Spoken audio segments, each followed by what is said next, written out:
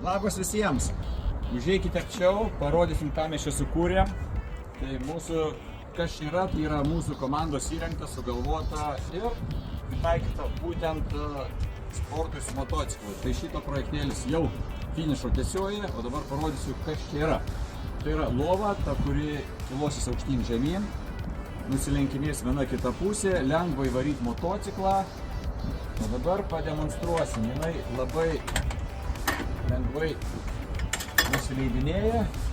Štai viena pusė nusileidžia, čia aišku galim ją kiloti pagal motociklo lygį, kokį jūs vežiositės. Dabar čia stovi Ducati, prabangus Ducati. Greitai atsukam, čia yra varžtai dėl to, kad nevibruotų lova važiuojant, nes su motociklais tenkiausiai važinėjam po visokias nelygius kelius. Štai, nusileido antra dalis, dėl tvirtumo dar yra per vidurių fiksuojama tiek čia. Ir prašau, didelė dvigulė lova. Na, šiuo metu nėra dar čiužinio, bet jisai greitai bus. Parodysim biškutį vėliau.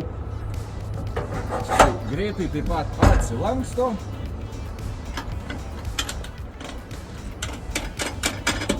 Vėlgi užsifiksavo.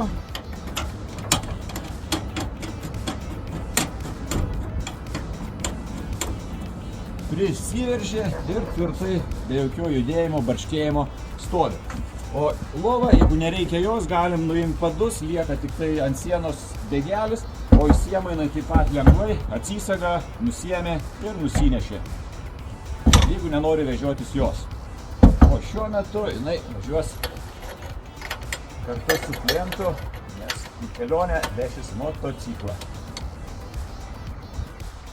Tai jo, o prie plaukiko yra įvairiausių apsaugų, kad būtume sveiki važiuojant. O dabar užeikit, į vidų, toliau, parodysiu, kas čia yra dar viduje. Tai mūsų baldai kurti ir padaryti, tvirti, kad nebarškėtų važiuojant, viskas suklijuota, klijuojam, kaip viską surinkinėjam. Tai ką, čia turi dar 2 skylių viryklė, kriauklė, nuotekų bokelis 20 litrų iš kriauklės. Ten yra 112 litrų vandens, gėlo vandens bakas. Na, čia šaukštam indam, tą šaukštelėm visokiem, čia nežinau prieskoniam, ten dujos yra. Čia turim dar ir gilėdinį pašvietimą, taip pat, čia yra stalčius daiktams. Čia turim atlenkiamą lentynėlę dar darbui, kad būtų vietos daugiau. Yra dar šaldytuvas, 40 litrų viduj.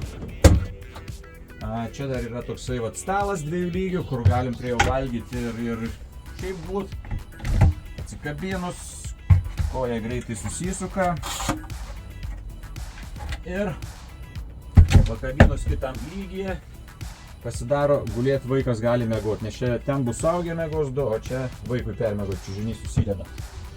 Taip pat dar po šiuo stalu yra daiktadėžės padarytos. Čia viena didžiulė daiktadėžė, čia kita daiktadėžė. Ten dar po sėdynėm yra daiktadėžės padarytos. O šita sėdynė, kaip anksčiau rodžiau, tai yra dar akumuliatoriai stovi, elektros įranga, dizelinis šildytuvas. Vienu žodžiu, viskas sumontuota po šitą sėdynę, daug įrangos. Taip pat dar turi ventiliatorių, kuris į vieną kitą pusę orą vėdina. Jame galim užstatyti temperatūros lygį miegant, kad pareguliuotų temperatūros lygį. Tai va, gal šį kartą ir tiek užteks tos ekskursijos, paliksim intrigų kitam kartui, pažiūrėsim, kaip seksis šitam klientui važinėti su ta mašina, parodysim, kaip veiksmas vyksta ir iki kitų kartų, iki didesnių projektų, į G Camper Van, laukiam jūsų. Iki!